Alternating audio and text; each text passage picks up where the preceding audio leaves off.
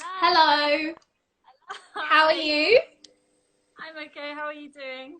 Yeah, I'm good, thank you. It's nice to meet you. Nice to meet you too. It's strange, Have isn't it? We're having to do it like this all the time. honestly, like the amount of people have been like, it's nice to meet you, and it's like I like this is the new meeting, isn't it? It I'm Dina. is. How have you been? How's lockdown been for you? It's good. It's like up and down. I actually had coronavirus about sort of 2 weeks ago now, so I'm sort of like No getting over it. way. It's, yeah, which is good. It's good, but I'm on the mend, so it's Oh, fine. good. You look good. You don't look like washed out or anything. That's a good thing. That's good. Definitely put some tinted moisturizer on today. Yeah. Oh my god. Don't worry. I got loads of that on too. How did you find out? Did you like do a test or something, or did you just know? Yeah, I had to do a test, and yeah, it came back positive. So it's a bit of a shock, but it was okay. I was unwell with it, but probably not as unwell as a lot of people. It's kind of just like a flu. So Yeah. I heard yeah, some people as well have had it and they just have like they lose their sense of smell and their taste and then they don't experience any of the other symptoms. yeah, I lost my smell and my taste completely. But I did get everything else as well. So it was Oh, sorry to hear that. At least you're better. As I said, you don't look ill, which is great. perfect. So for everyone that's tuning in, I'm speaking with Liv Lockwood today, and I just thought it would be really great if you could tell everyone who's watching a bit about yourself. Cool, yeah. So I am a choreographer of sorts or movement coach, whatever you want to call it. I work predominantly in movement. I also teach young people with severe learning difficulties or profound medical learning difficulties. And yeah, but most of my work sort of spans across, I would say, in sort of commercial music video and dance film. That's where most of my work is. I noticed that in your bio actually about being a PMLD and complex needs lecturer, and that just stood out for me. I was like, how did you get into that, and what Yeah, happened? yeah. Yeah, no, it's a strange one because I actually trained. I trained to be a teacher and to teach dance Yeah, originally, um, and that's still a big part of everything that I do because I think especially now more than ever in the current climate, dance is just dance for me is just so important. And I think as artists, we need to make sure we're trying to give back as much as possible because if people aren't excited about dance and aren't engaging with it, then we're not going to have the demands for it like we want. You know, people aren't going to want to do it or want to become dancers or want to become choreographers. So it's important for me that I give back as well and that I share that with people. You know, it's yeah, and it's really satisfying work. It's lovely work, yeah. but very different. So That's so lovely though. And when I saw that, it really caught my eye, and I thought I have to ask you about that. But yeah. how did you get into choreography in the first place? Where did that come from? So I think really it's something that always I've wanted to do. I was one of those children that was like hyperactive, and just always trying to be creative or looking for different ways to be creative and express myself. And dancing for me was always quite. It wasn't something I did for anything else. It was or anyone else. It was something I really did for me. So and not always well. I don't think at the beginning it was like loud music, push all the furniture out the way, and sort of taking over the whole of the living room. My parents just despairing. But and so it was a lot of that for a really long time. But I noticed quite quickly I'd sort of go to dance classes when I was a kid and go back the next week and I'd change the whole routine. You know, I'd put all these movements in and my dance teachers would be like, you think we don't know, but we know that you're adding all your stuff. Yeah. So I think from like a very early age, dance was very important. Moving, being active was very important, and being creative was. And yeah, it all kind of started there. And then I think really I was able to quite, which is quite unusual, I think, for a young person, but quite clearly choose my path into into dance. I knew quite early on that I wasn't going to be a dancer, that wasn't really something I wanted to really focus on, that I Yeah. wanted to be. That I wanted to try and be able to do bits of everything, but really focus on the creative side and also the educational side to make sure people are kind of engaging with dance because I feel it's so important and it was so important for me. So Yeah. yeah, I was able to tailor that and sort of go on my dance journey and my training in a way that was made to get into choreography. So yeah. That's so cool. And can I just ask, because you said you knew you didn't want to be a dancer, when Yeah. was that moment? Oh my gosh, it's so strange. So I love dancing. You know, when I was younger, I loved performing. I did all the dance shows. But I think really when I got into my, I actually had an injury scare just before I sort of went off to go to dance school when I was about 18. And at the time they thought it was a really long story, but there's a load of stuff that's going on in my hip that I still suffer with now, but they thought it was way more major Yeah. initially than it actually was. And they were like, dance career over, forget it. You Oh. kind of done. And it was awful. There was tears, everything. And I Oh. thought, how am I going to make this happen? So I think in that moment I had to sort of rethink a bit and think, how can I dance? How can I be safe with my body? How can I still achieve all those things that I want to do? Because they sort of actually almost gave me a bit of a time limit. Even they sort of said, look, you've got 3 years to get this done, but you won't have a dance career. So, Wow. but prove them all wrong. I still had the injury, but Exactly. it's not as bad as they initially thought. But and I remember being in a class with my peers, and this is when I was at university, and one of our lecturers said, "How badly do you?" Realize it was something silly, and I think I put, I'll just go for the in between, and I'll out of 10 because I knew that I wanted to be a choreographer.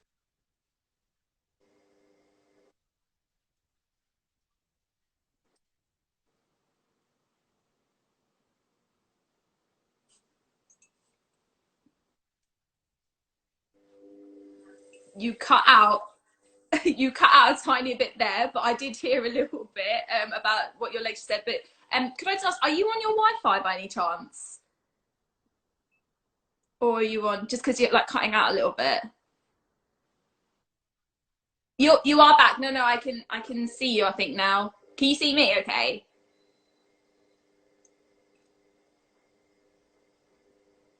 Hello. Can you hear me, Liv? I can hear you. Oh, it keeps saying on my side it's paused Okay, perfect. I think due to I think poor you're back connection. now as well. Okay. Okay. Yeah, I think sometimes it's a bit like that when you're on Wi-Fi. That's why I was asking. I hate technology so much. Mm. Okay, I think you're back though. You haven't frozen. I think you're back. Okay, that's good. That's Okay, good. perfect. Yeah, no, I was actually just gonna. I was gonna say, isn't it just the life of a creative summed up when you've constantly got people telling you, oh, your career's not going to work out, or oh, you've only got this amount of years to figure out what you're going to do and stuff. And it's so right that you just pushed through and found a way anyway, which is so brilliant. Um, Obviously 2020 has been a bit of a mess. I can imagine for a lot of creatives their projects have been on hold, but having a bit of stalk, obviously in NEXUS Talks we're doing our research and we see that you've actually done quite a bit this year. So the first thing I wanted to talk to you about was your dance film Scapelands, which was on BBC4 as part of BBC's Dance on Film. How did that happen?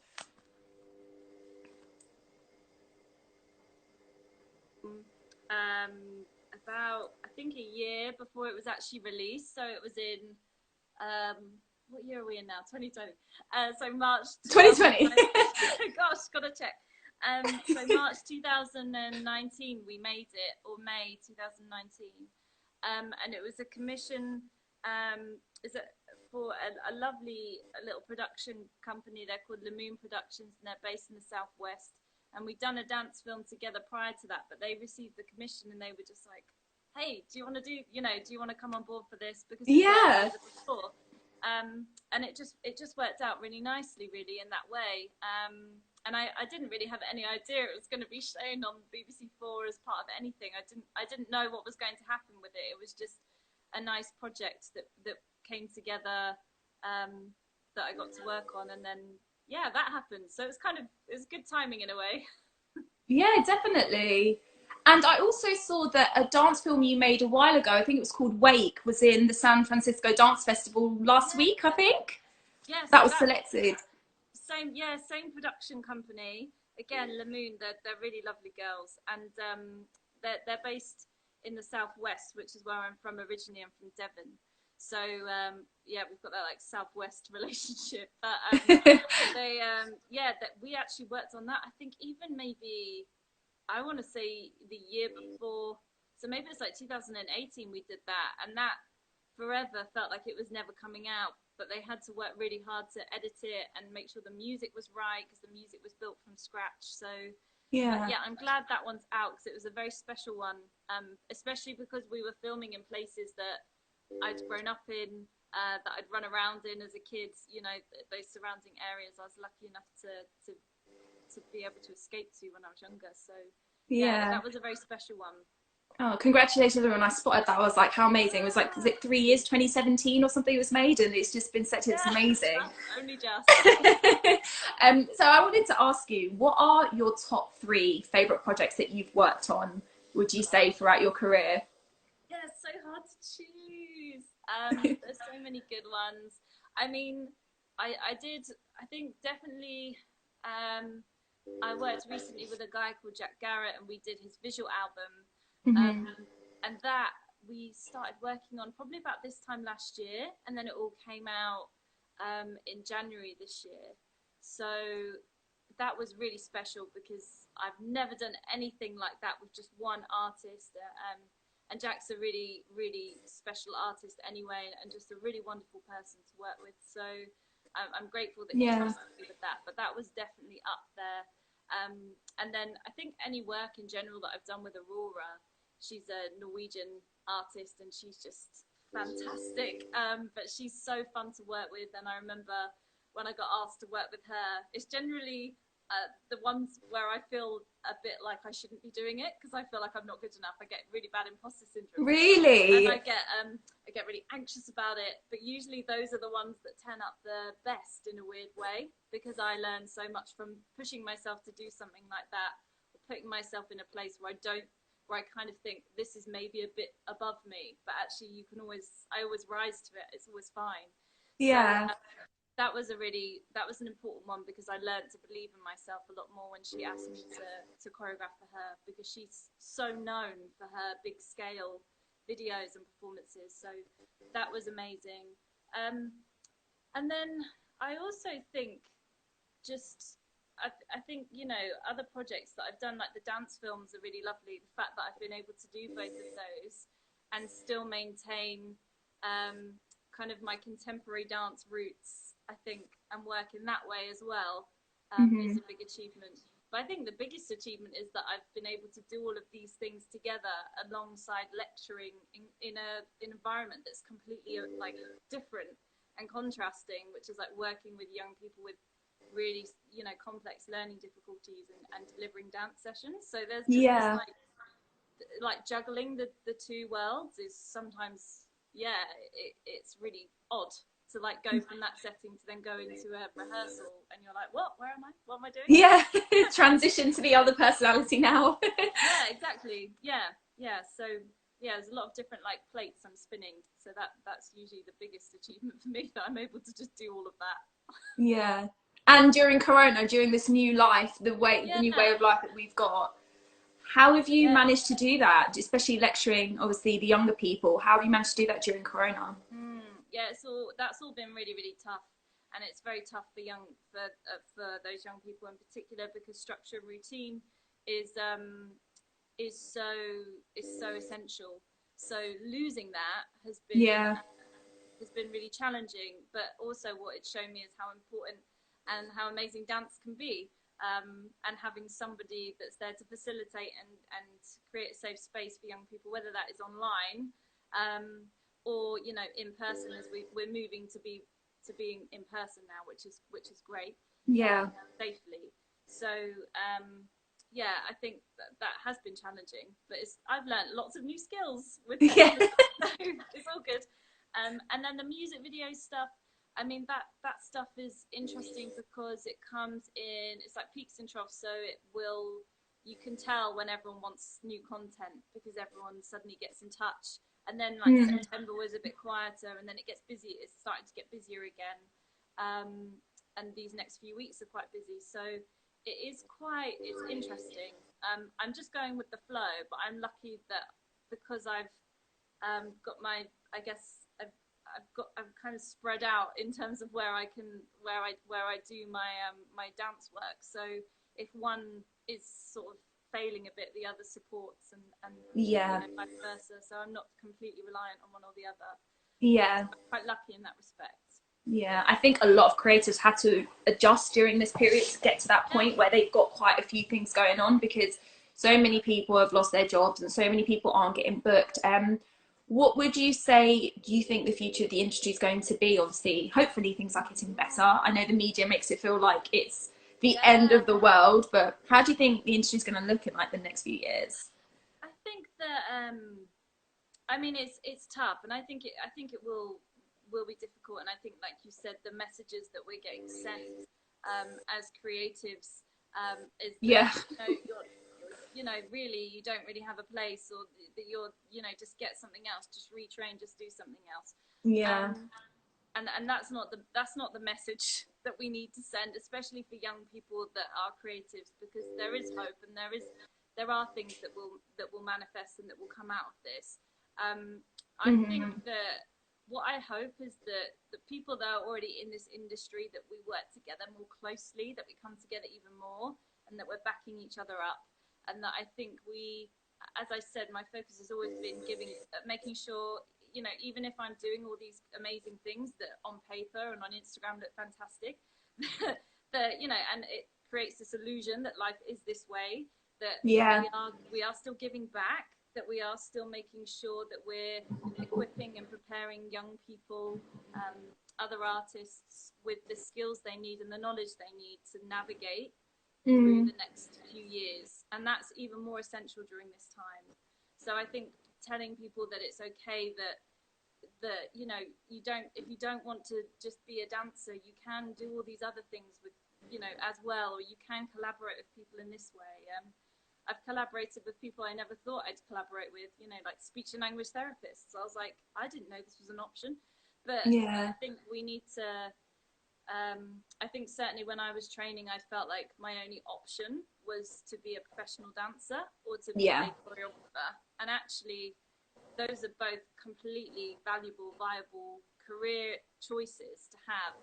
But the reality we face is that in the next few years, especially, it will be hard to do that and do that full time. So what do we do, and how do we then use the skills we have to create sort of new ways of being, new ways of being creative, new ways of being artists, that still allows us to utilize all those skills that we've built over time. I'd rather use dance. I'd rather talk from a dance perspective and a movement perspective, and go into a corporate world and equip people with skills they need. I don't know, then not use then not use that at all. So I think we need to make sure that we're telling people that there are options, rather than just say retrain. It's like, no, like what you have is already valuable. It's already there, and you can be flexible with it. Like, you can be so flexible with it. It's just thinking in it in an innovative and proactive way. I agree. And I think, obviously going a bit off topic, but when the government released that campaign, that for me was the tipping point. Not for us adults, because we can take it. We can take their nonsense and dismiss it.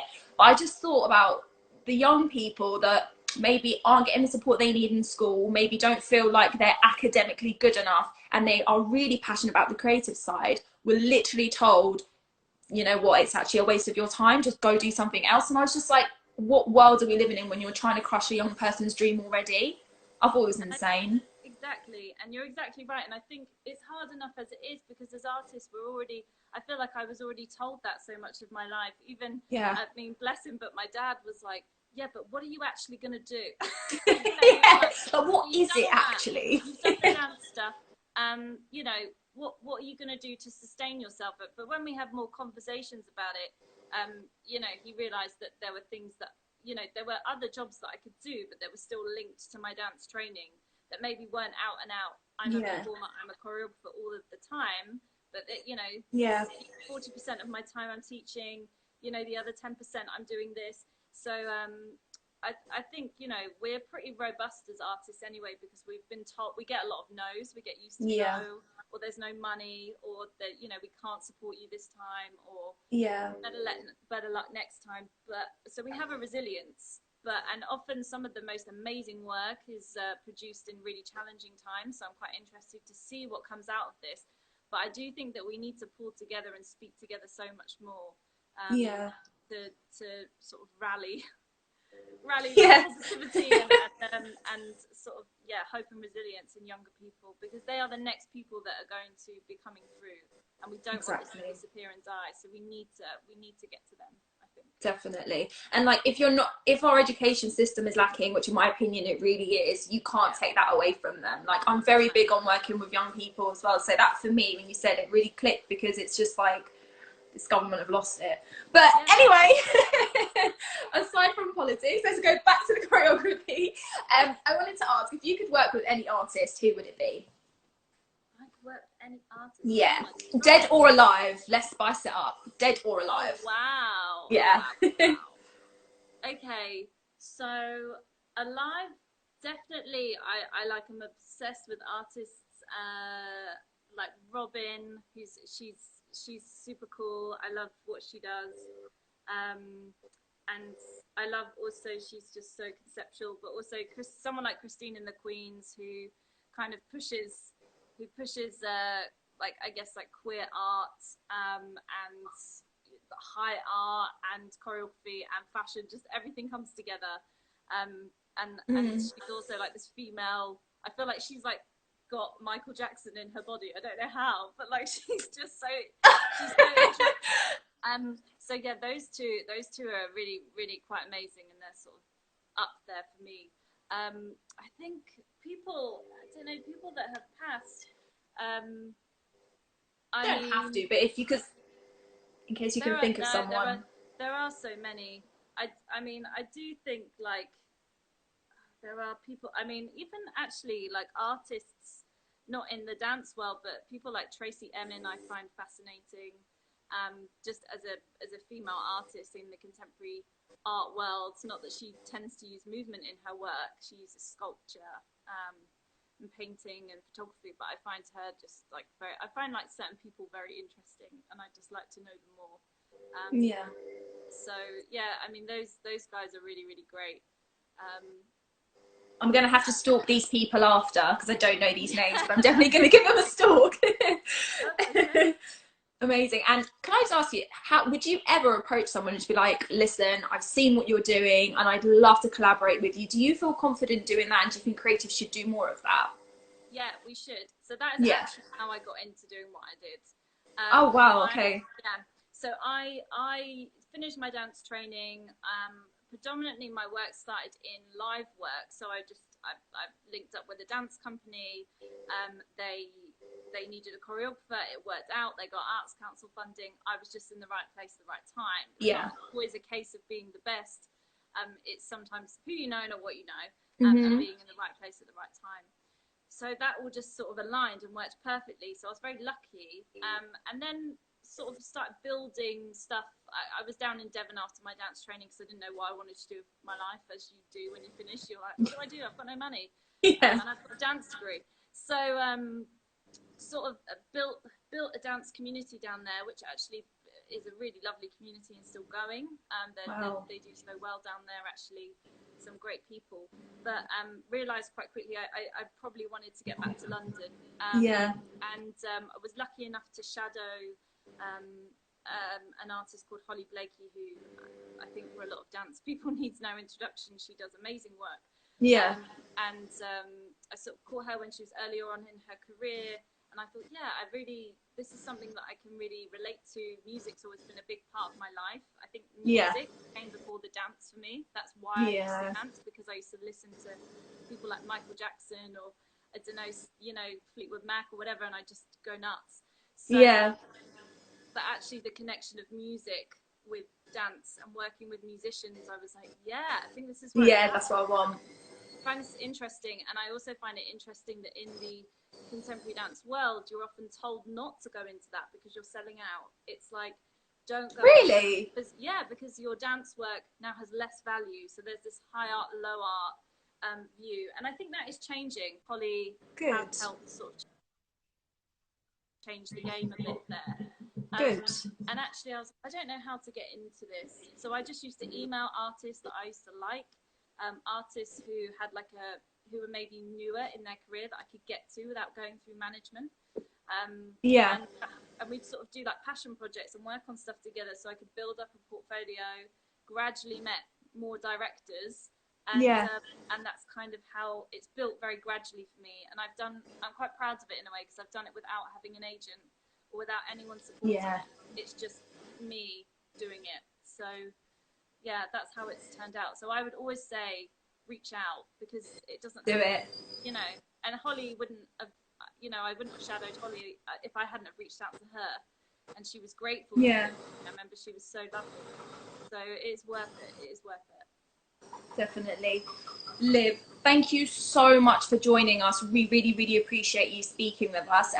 But before I let you go, I have to ask you, can we see your go-to dance move and a dance move you hate? Go-to dance move? Oh my God. Yes. Okay. Go-to dance move. I mean, I'm always going to do, I mean, you can't see it because I'm not standing up, but I'm always going to do like one of these. I've seen a few of those in your videos. Or I'll just throw it. I love to like throw my head. I'm like, ooh. Something I will never do is probably something that I can't do. I'm not a very cool dancer. Me neither. I'm quite like, I don't know, throwy, earthy. And I used to describe myself as like, I sort of describe myself as a bedroom dancer. Okay. I don't class myself as someone highly trained. So a dance move I would probably never do is probably something I could never do, which is actually, you know, when you see a lot of sort of dancers that look super cool. I mean, I would not ever do a dance move that's like sexy in any way, because I'm just not a dancer. I could give it a go, but it just look awful. I think it's good when people know their limits. I'm the same. I'm like, I see some dance moves and I'm like, wow, never will I try that, but wow. I'm not capable of that. But yeah, no, that's just not my realm. But I literally watch it and I'm like, wow, that's amazing. Love that. Thank you so much, and best of luck with everything you've got lined up. I look forward to seeing what else you've got. Great. Thanks so much. Take care, Liv.